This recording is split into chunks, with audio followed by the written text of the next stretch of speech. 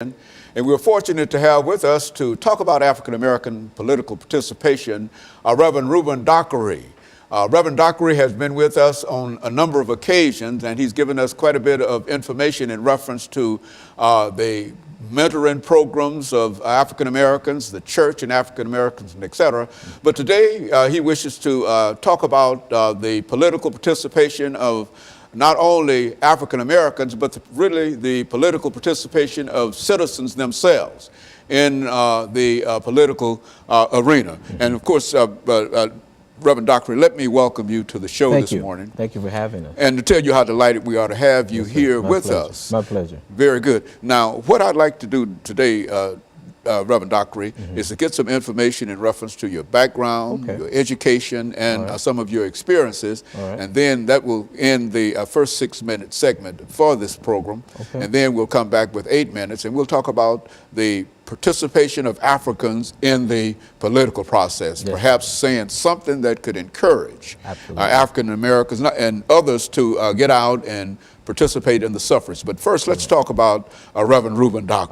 All right, sounds great. So I'm originally from Chicago, Illinois, attended public schools there, and I came to Nashville 26 years ago. And in pursuit of my bachelor's degree, currently have a bachelor's degree with a focus in history from Fisk University. From there, I got my master's degree in education with the focus on leadership supervision from Trevecca Nazarene here in Nashville.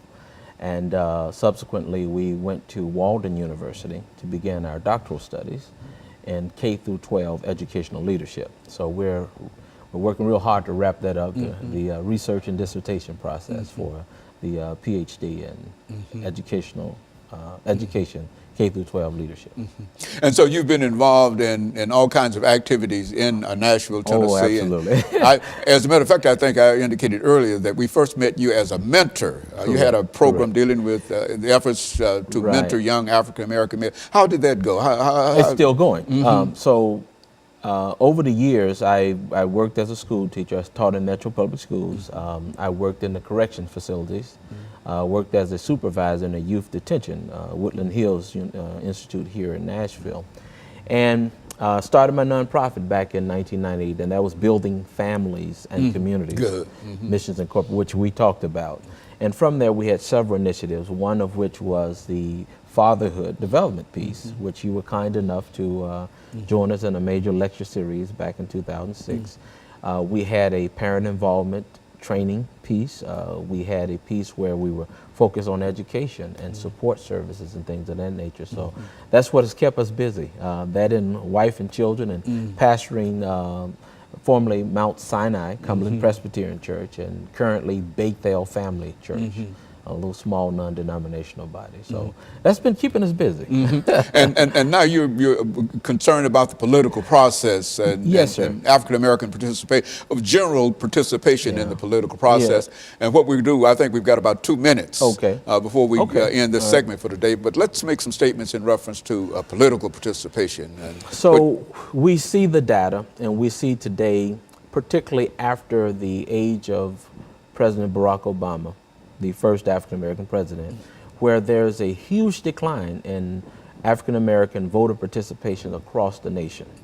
There was this energy that burst back in 07 and 08 that ultimately put them in, and we saw that decline by 2012, where there was this lack of interest. But historically, there's a historical basis for this. I'm convinced, as a student of history, that there are a lot of reasons why not just African Americans, but specifically African Americans, have lost confidence in the electoral process in America.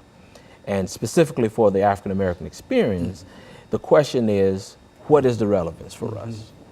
How really do we benefit from it? Many people would argue that it's just a game and it's not worth our time. And I think hence the apathy that we see across the nation, more specifically, state of Tennessee, right here in Davidson County.